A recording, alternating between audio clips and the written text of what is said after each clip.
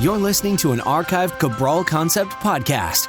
After listening to this show, check out the most up-to-date podcasts available at stephencabral.com/podcasts or search directly on iTunes.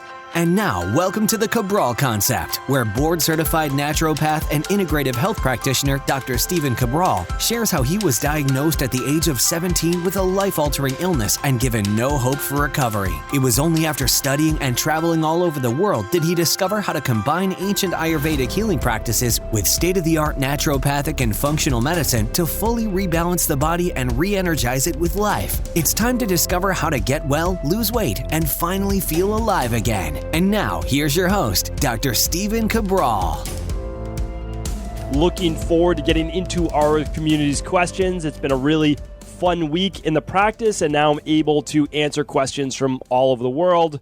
Excited about that, as always. And just a quick reminder that if you're looking for same-day questions, we're here to help. Just head on over to CabralSupportGroup.com.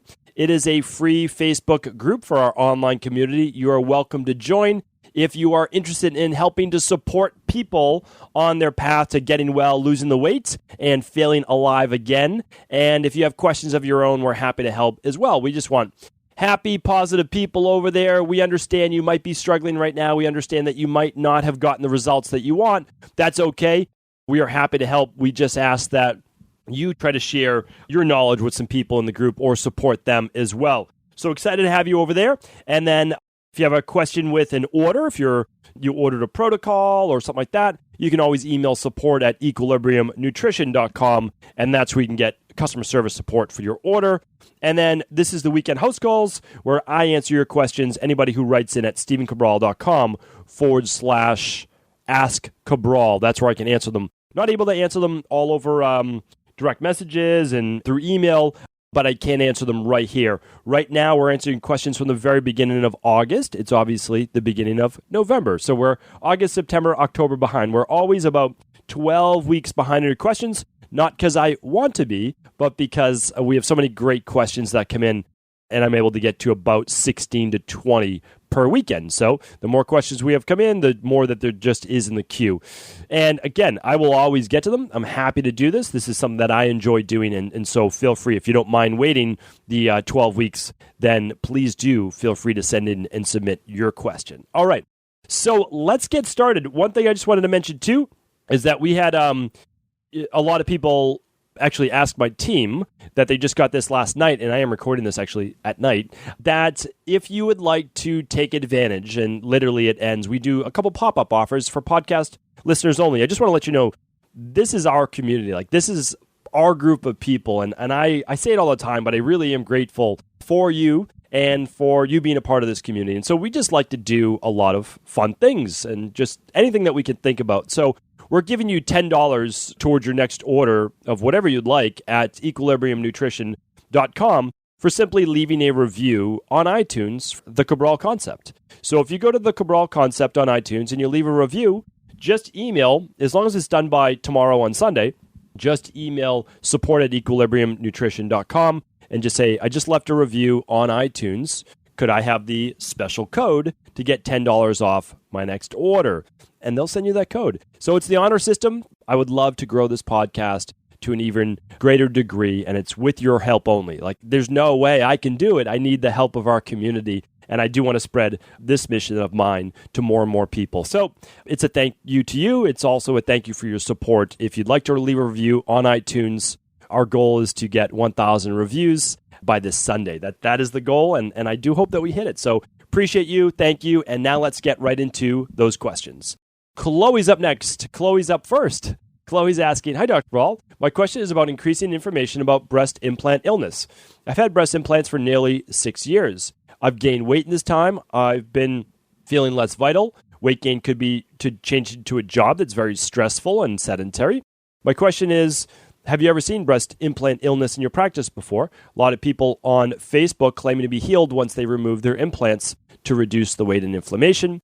People looking completely different and healthy in just a couple hours after surgery. Can you lab test for silicone in the body?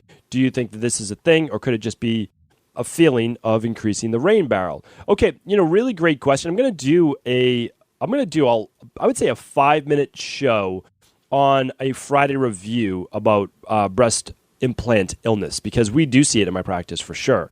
And people do get better after they have implants taken out. And that's because the implants affect some women more than others. And what it does, it absolutely can increase inflammation. And the body can see it absolutely as a toxin, which it's not part of the body naturally, right? So some people, their immune system reacts to a far greater degree. And because of that, it's creating a large amount of inflammation in the body. It can also create calcification and less circulation around the breast tissue as well. That's very important because remember, a lot of your lymphatic fluid drains up through that in that left side of the chest and all the way down through the abdomen.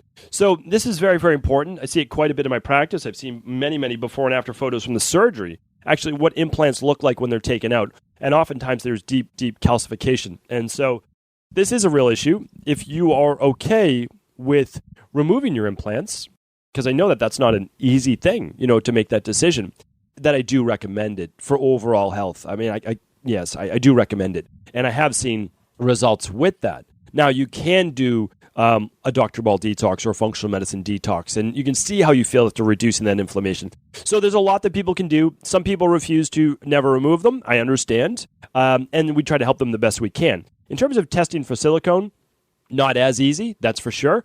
So what I would do is I would simply do a 21-day Dr. Ball detox, clean the body up as much as possible. How do you feel at the end of that? If you feel so much better, well, then there's quite a bit of toxicity in the body. Yours could also be because of stress, and that's why I would run what's called a thyroid adrenal hormone to see if it's actually stress-based levels and weight gain because maybe a sluggish thyroid than it is because of the implant. So I would recommend that to you. Okay, up next is Diana. Diana's saying, I had chronic fatigue for 22 years, and I'm a little bit confused by the terms you use to refer to the ailment. I always thought CFS, CFIDS, and ME were different terms that referred to the same syndrome. However, you seem to use them to refer to different levels of severity. Could you explain why and what the difference is between them? Thanks for answering. Love your podcast, and I'm binging on past episodes. Getting through everything seems like a Sisyphean task. I don't even know if I'm pronouncing that correctly, but I know exactly what you're talking about. I just haven't seen that word in years. That's great that you use that. I'm not complaining, though. At least I know I'll never run out of episodes to listen to. Thank you, Diana. Really appreciate you writing in.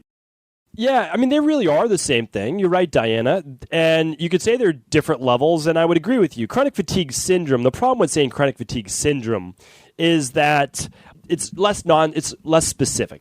So when you're talking about CFIDS and you're talking about a dysfunctional immune system, well, now we're talking about potentially a greater, which most people with chronic fatigue have a much stronger Th2 dominance of the immune system and a weaker Th1 immunity, which means they catch all the colds and viruses that come along, but their body's always inflamed and it's always on, and you're always ending up with massive amounts of inflammation. And then in myalgic encephalomyelitis are the flu-like symptoms, oftentimes going along with POTS as well. So although they describe different symptoms, they are all describing chronic fatigue, or a better way to put that would be HPA axis dysfunction, hypothalamus pituitary adrenal dysfunction, meaning that you're producing too little of the catecholamines, which are the norepinephrine, epinephrine, or too little of the cortisol, and typically it's too little of the cortisol. Or it's dysfunctional, meaning we produce less cortisol in the morning and then more cortisol in the evening. So we have no energy until like noon, and then we have too much energy at bedtime. That was the story of my life for many years. Initially, I had Addison's disease, and that's chronic fatigue to the highest level. That means you actually got diagnosed with a disease because you didn't produce enough cortisol at all to get by.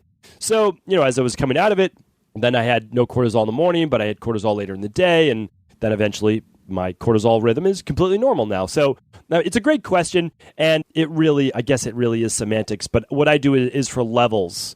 And the CFIDS, I talk about more from an immune dysfunction, because you could have chronic fatigue from imbalanced minerals, meaning from calcium to magnesium and sodium to potassium. You could also have chronic fatigue because maybe it's a little bit more of lower cortisol production. Then when you have CFIDS, you're talking about massive inflammation and typically Th2 or Th17 dominance because of candida overgrowth and allergies, asthma, etc. And myalgic encephalomyelitis would be more of the flu-like symptoms that I talk about. That also goes along with fibromyalgia. And fibromyalgia is also part of typically chronic fatigue because of the inflammation, not the ability to produce as much anti-inflammatories in the body, low vitamin D, so many different things. So it's not an easy answer.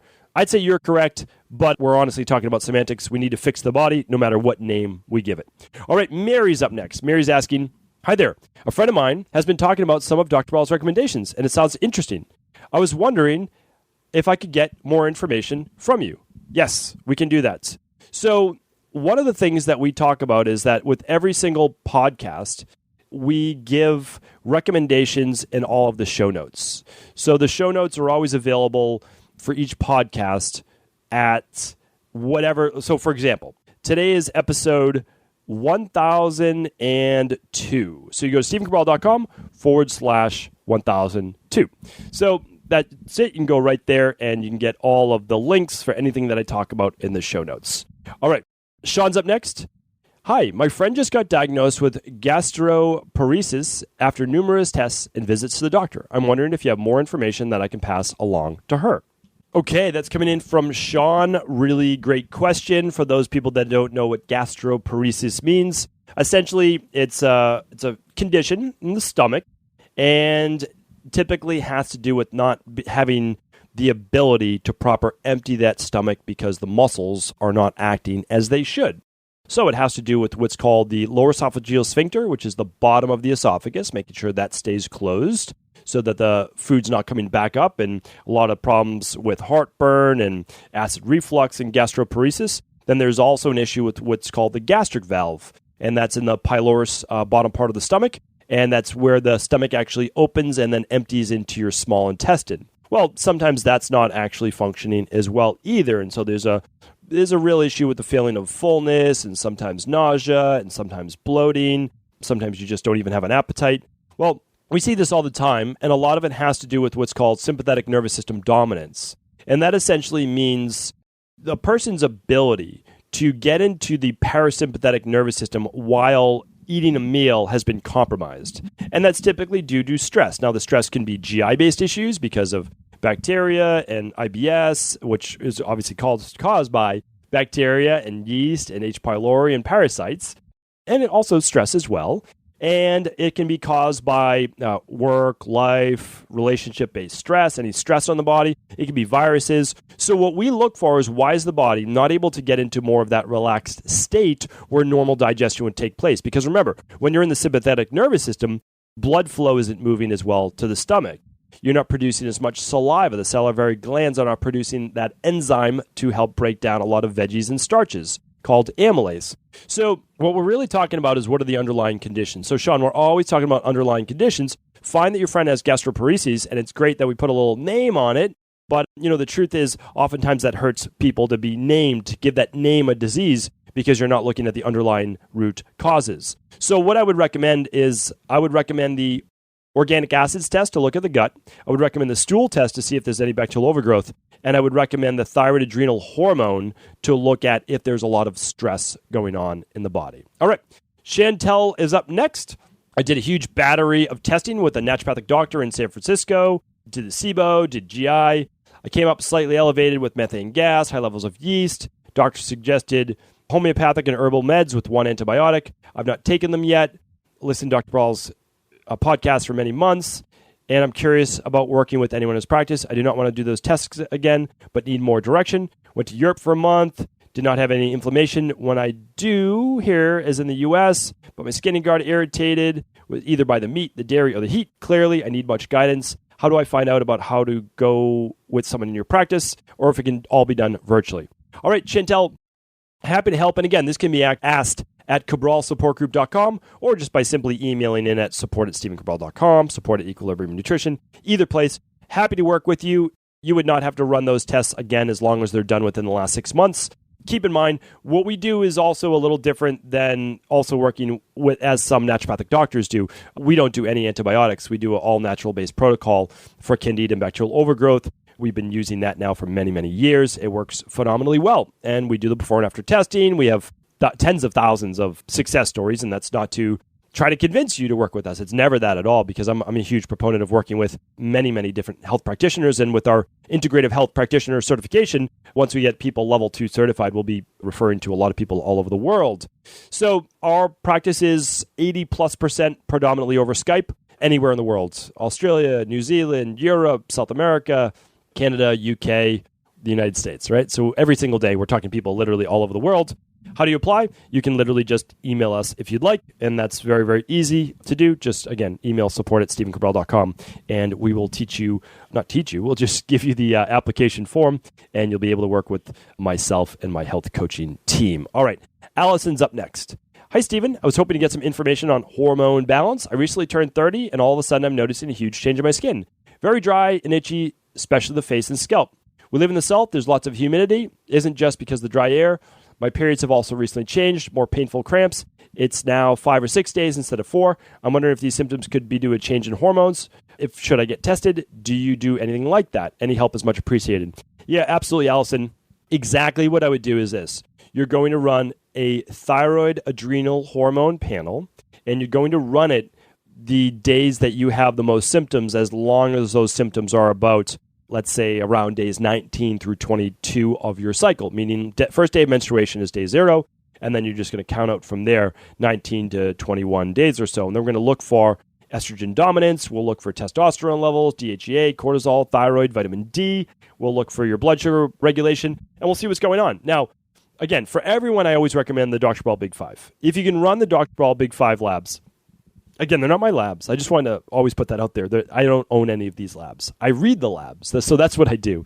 But I love the labs. I mean, so anybody that can run the thyroid adrenal hormone, the organic acids test, the food sensitivity test, the hair tissue mineral analysis, and the omega-3, you'll get more data. Like, that's just tons of data that I can make recommendations on. Because this could be an omega-6 imbalance that we're talking about right now. It could be the estrogen dominance that we're talking about, that I'm thinking that it is.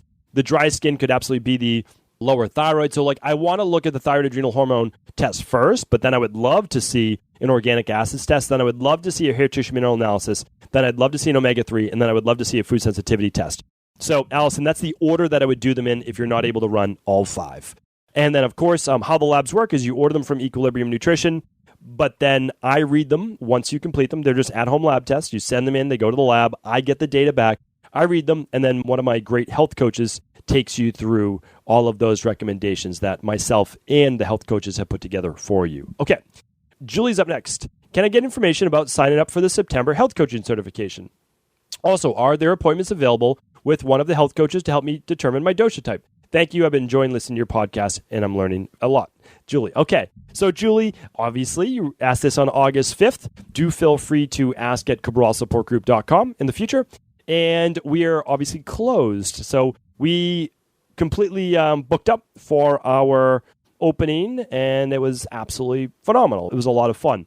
So, we're opening again this coming Monday, but it will only be for a couple days until we reach our limit of members. And then we close back up. And that's because we've had such a phenomenal time with our first group of members. It's absolutely incredible. Couldn't have asked for anything more. I know I said that a couple times, but that's the truth. It's like the most caring, compassionate, amazing group of people that I've ever met. So I'm excited for the next group. We're going to keep it small. We're going to make sure that we're always taking care of people, especially over that first month. So we open for a couple days, and then we close. Then we take care of our new people, and then we might open again in the future in 2018. I'm not positive, but I know for sure that we're opening Monday, November 5th. All right. Thanks, Julie. And then dosha type, right now, we'll offer the service in the future, but for right now, we only offer that for our private wellness clients and those people that order a lab online, and they can just send over their photos either in a bathing suit or in a shorts and a tank top.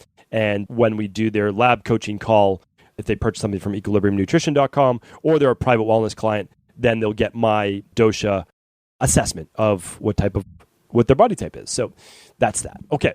Kristen's up next. Love your podcast and all the content. I'm currently reading The Rain Barrel Effect right now, and I love that too. I have a question for you that I can't seem to get the bottom of. Currently live in San Francisco, but I'm originally from Portland. Every single time I go home, the weirdest thing happens to me. I get so extremely tired, fatigue, brain fog, and sometimes anxiety. It baffles me because when I go home, I eat pretty much the same way, drink the same amount of coffee, I do get more sleep when I go to Portland and catch up on sleep. So maybe getting 9 to 10 hours instead of 6 to 8. But usually when I'm in San Francisco, I'll catch up on sleep at least one night. I don't feel this way. It feels as if there's literally something in the water that makes me feel this way. I did some research. San Francisco has fluoride in the water while Portland does not. I want to see if there's a difference at all. All right, Kristen, this might be explained in a couple different ways. So one is you're going home, and family sometimes has a way of creating more anxiety in us. So just think about that. We act different sometimes when we're in our sphere of work and typical friends and part of our routine. And then when we get out of our routine and we get more sleep, that can actually make us a little bit more groggy because we sleep a little later. And by the time we wake up, the cortisol levels have actually dipped a little bit. That's normal. It's supposed to happen. Cortisol peaks between about 6 and 8 a.m., just a little later in the wintertime when the light comes up a little later. But also getting more sleep can make you a little bit more groggy. It doesn't always make you more energetic. However, it's good to get more sleep if you're typically getting just 6 or 7 hours. It's good to get more sleep in the weekend. You are able to catch up a little bit, which is great.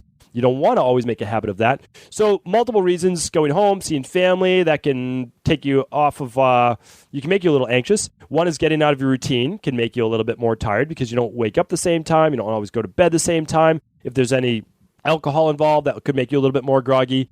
And then the sleeping extra can make you a little bit more groggy. And then also, up in Portland, you could also be suffering from maybe more mold-based toxicity issues. So that's one thing to look at as well, because the air is a little different as well. It is a little bit more damp.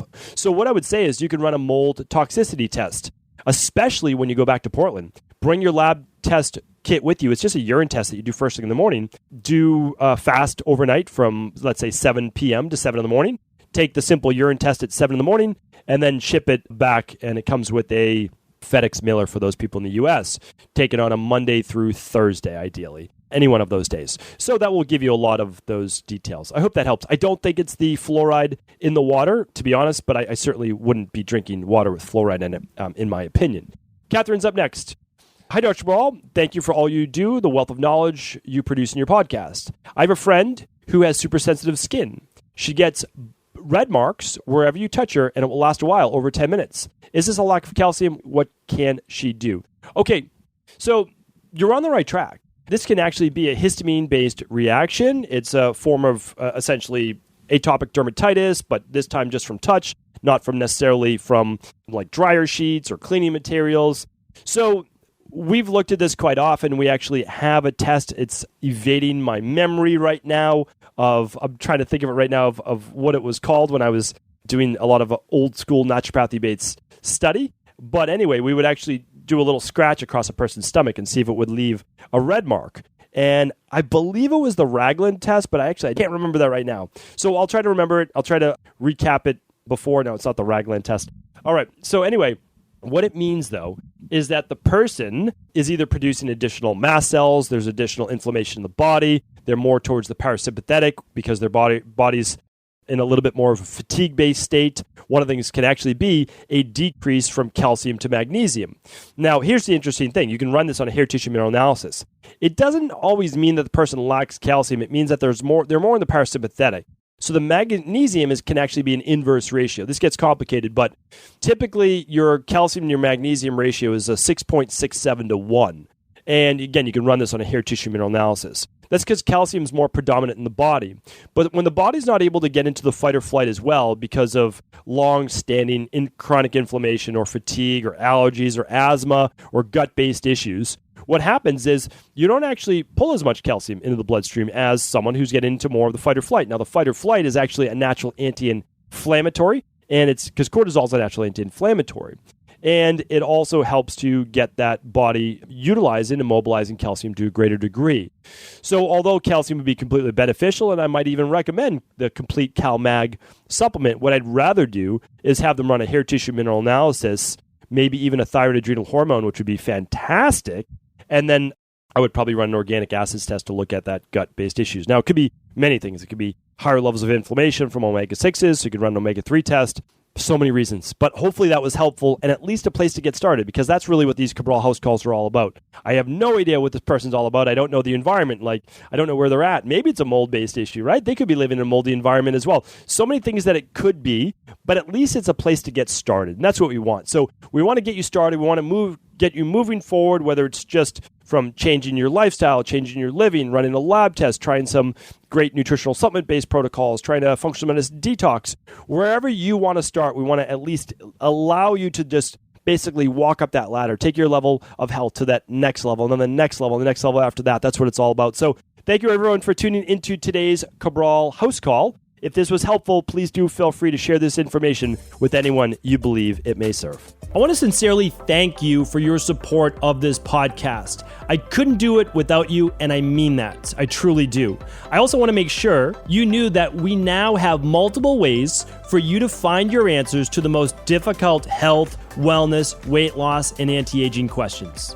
You can find podcast-specific topics like thyroid, adrenal, hormones, sleep, digestion, Ayurveda, and many more at stephencabral.com/podcasts that will then link you to your favorite Apple, Spotify, and other podcast players. Plus, all new podcasts and weekly exclusive video content is being added to our YouTube channel at youtube.com/Stephen Cabral. And that's Stephen with a PH. Head on over and subscribe so that you don't miss any of the exclusive content. Lastly, if you've ever found any of my podcasts or books to be helpful, I would really appreciate it if you could leave a review on iTunes or your favorite media player for the podcast.